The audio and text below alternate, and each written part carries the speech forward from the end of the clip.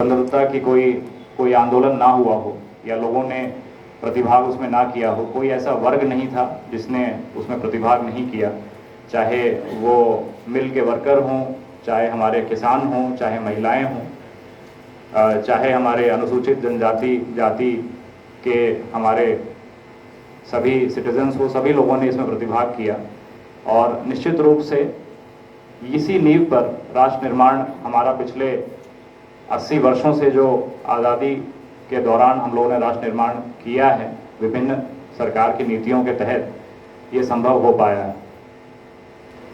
2-3 बातें आज मैं आपके सामने रखूंगा। सबसे पहले जो विकास की एक गति होती है एक लोकतांत्रिक देश में, उसको अक्सर कंपेयर किया जाता है, भारत को अक्सर उसकी तुलना की जाती है चाइना से या यूएस से, कि जो हमारी विकास की गति है वो पर्याप्त नहीं है।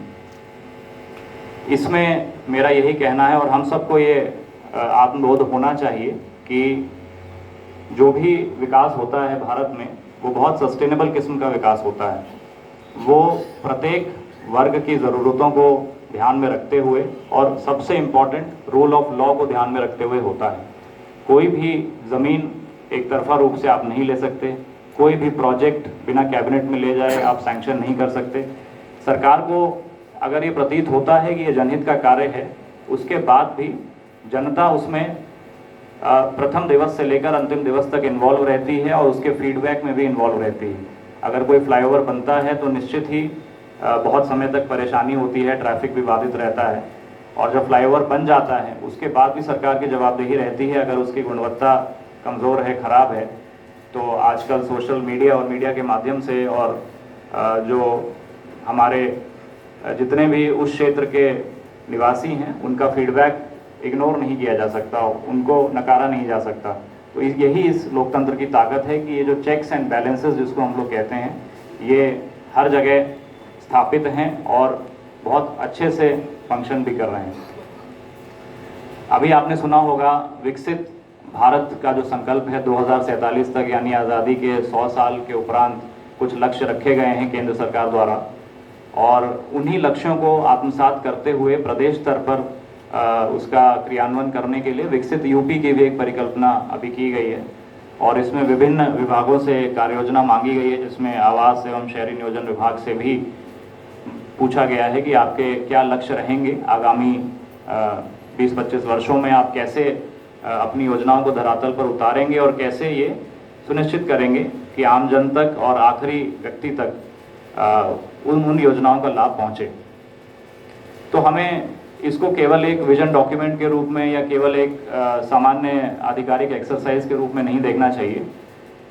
जब तक हम लोग दूरदर्शिता नहीं रखेंगे अपने विजन में, तब तक हम लोग हमारी दिशा जब तक तय नहीं होगी तो दशा हमारी उसी से प्रभावित होती है। तो दिशा तय करना बहुत आवश्यक है। हमें ये सोचना आवश्यक है कि एक उदाहरण के तौर पर कि प्राधिकरण के रूप में हमारे शॉर्ट टर्म गोल्स तो ये हैं कि इस वर्ष में अगर हम लोग एक दो योजनाएं लॉन्च कर रहे हैं, लेकिन अगले 10 वर्षों में हमारी क्या योजना है।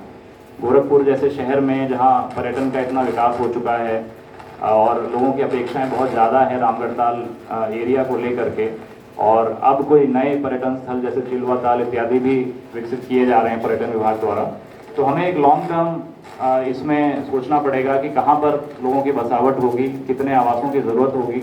सबसे बड़ा उदाहरण आपके सामने है, पाम पैराडाइज में मात्र 120 फ्लैट हमने निकाले हैं और लगभग 4,500 आवेदन अभी तक आ चुके हैं, और अभी एक हफ्ते का समय जो हम लोगों ने बढ़ाया है, तो निश्चित तौर पे 1,500 से 2,000 आवेदन और भी आएंगे। तो ये दर्शाता है, इसको हमें एज अ क्यों लेना चाहिए, ये दर्शाता है कि जो अफोर्डेबल हाउसिंग की डिमांड है वो बहुत ज़्यादा है। अगर आप 5 से 10 लाख रुपए का कोई फ्लैट दे रहे हैं, इसकी डिमांड बहुत ज़्यादा है और व्यक्तियों को बहुत ज़रूरत है, सिटीजन्स को बहुत ज़रूरत है ऐसे आवासों की। रादर दैन की बहुत हाई एंड आवास प्राधिकरण बनाए, क्योंकि हाई एंड आवास ऑलरेडी प्राइवेट बिल्डर्स बना रहे हैं और मार्केट में उसके विकल्प बहुत उपलब्ध हैं पहले से।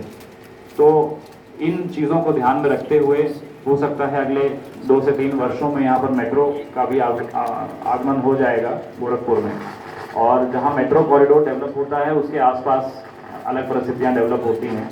वहाँ का कमर्शियल डेवलपमेंट अलग होता है, लैंड के रेट्स अलग हो जाते हैं। एक ट्रांजिट ओरिएंटेड डेवलपमेंट जिसको TOD कहते हैं, वहाँ पर डेवलप होता है। तो इन चीज़ों को सोचते हुए हमें एक विकसित यूपी के एक अंग जो कि विकसित गोरखपुर होगा प्राधिकरण के कार्यक्षेत्र में, इसके बारे में निश्चित तौर पे सोचना चाहिए। और जैसा मैंने कहा, विकास सस्टेनेबल होगा, सभी लोगों से विचार विमर्श के उपरांत होगा, उनसे फीडबैक के उपरांत ही होगा। एक बात और मैं कहना चाहता हूँ, आज के दिवस पे हम जिस एरा में रह रहे हैं, जिस युग में रह रहे हैं, ये इंफॉर्मेशन बॉम्बार्डमेंट का एरा है। यानी कि हमारे सामने सूचनाएं तो बहुत अधिक हैं, बस सत्य शायद बहुत कम है। सूचना आपको हर मिनट हर सेकंड अपने फ़ोन से और सोशल मीडिया के माध्यम से बहुत ज़्यादा प्राप्त होता रहता है और हम उसको ऑब्जॉर्व करते हैं, भूल जाते हैं। एक उदाहरण के तौर पे अगर 2019 से लेकर के 2025 के बीच के अगर मैं बहुत जो महत्वपूर्ण हमारे राजनीतिक और सामाजिक जीवन के निर्णय हैं सरकार के, उसको मैं आपके सामने रखूंगा, तो मुझे यकीन है आप में से कुछ लोग भूल गए होंगे कि ये निर्णय भी हुए थे। राम मंदिर से अगर हम लोग शुरू करें, उसके बाद आप देखें CAA NRC 370, उसके बाद हमारा फार्मर्स बिल जो कि बाद में गवर्नमेंट ने वापस किया। इसके बाद आप देखें पिछले 2-3 वर्षों में जो हमारी IPC CRPC थी वो पूरी बदल दी गई है। ब्यूरोक्रेसी में बहुत सारे चेंजेस हुए हैं, लेटरल एंट्री गवर्नमेंट ने लागू की है, अग्निवीर स्कीम लागू की है और अब धीरे धीरे आप देखेंगे कि विभिन्न क्षेत्रों में MSP को लेकर के अभी नई फिर से बातें हो रही हैं और ट्रिपल तलाक बिल आया है। तो तमाम हमारे सामाजिक राजनीतिक परिवर्तन बहुत ही तीव्र गति से हमारे सामने हो रहे हैं, जो कि 50 साल पहले ये स्थिति नहीं थी। तो ये ज़रूरी है कि इस फास्ट पेस्ड डेवलपमेंट में हम लोग अपने मूल्यों को ना भूलें, अपनी नींव को ना भूलें और आज का दिवस पुनः उसको हमें एक अवसर देता है कि आप उसको आगे बढ़ाएं, याद रखें। और कुछ चीज़ें बहुत सिंपल होती हैं, जैसे कि ये हमारे राष्ट्रीय पर्व हैं, बहुत हमारी धरोहर है और आगे हमें सुनिश्चित करना चाहिए कि इसी रूप में हम इसको सेलिब्रेट करें। आज सभी लोगों ने यहाँ जिक्र किया कि बहुत अच्छे से सजावट हुई है और यही फ़र्क होता है शायद कि केवल मनाने में और मन से मनाने में। तो मैं सचिव साहब को भी बधाई दूंगा कि इन्होंने बहुत मेहनत से और बहुत लगन से अपने विजन के अनुसार ये पूरी सजावट करवाई है और बहुत मन से आज ये कार्यक्रम हो रहा है। और पहले की अपेक्षा अन्य लोगों ने भी आज प्रतिभाग किया, मंच पे आए और अपनी प्रतिभा यहाँ दिखाई। ज्योति जी ने बहुत अच्छा गीत भी सुनाया, मुझे नहीं मालूम था आप भी यहाँ पर काफ़ी लोग गायन में रुचि रखते हैं, तो परहैप्स उसका एक कार्यक्रम हम लोग अलग से हमें रखना चाहिए। तो और आलोक में आपने देखा कि अब चैट GPT से हमारे जो है नोटशीट्स बन रही हैं। यही मेरा कहने का मतलब है कि इंफॉर्मेशन बॉम्बार्डमेंट का जो एरा है, अब चैट GPT, अब आज वाला आप चैट GPT से लाए थे कि खुद लिखे थे? तो क्योंकि अब सहूलियत बहुत हो गई, अब सोचने की भी आवश्यकता नहीं, आप केवल एक प्रॉम्प्ट दे दीजिए और सब कुछ बन करके आपके सामने आ जाता है। लेकिन जब आप उसको पढ़ेंगे तब आप समझ जाएंगे कि ये मशीन ने लिखा है। मुझे लगता है कि एक ह्यूमन इंट्यूशन और एक मशीन के इंट्यूशन में यही फ़र्क होता है कि हमने जब वो नोटशीट पढ़ी तो हमें समझ आ गया कि ये मशीन ने लिखा है, ये इंसान ने नहीं लिखा है। तो इस बात को, क्योंकि वो बहुमूल्य है, चैट GPT भी इंसान ने ही बनाया है, तो हमें अपनी सोचने की क्षमता को सरेंडर नहीं करना है। हमें निश्चित तौर पे सहयोग हम ले सकते हैं टेक्नोलॉजी का, लेकिन टोटली निर्भर नहीं हो जाना है उस पर। बहुत सारी सहूलियत ऑलरेडी टेक्नोलॉजी ने हमें दे दी है, लेकिन सोचने की क्षमता समाप्त नहीं होनी चाहिए। तो मैं ये आशा करता हूँ कि आज के दिवस पे आप सभी लोग प्रण लेंगे कि एक सरकार का अभिन्न अंग होने के नाते आप लोगों की जिम्मेदारी और भी अधिक है समाज के प्रति, और राष्ट्र निर्माण में आपके छोटे छोटे कदम बहुत बड़े साबित होते हैं शहर के लिए।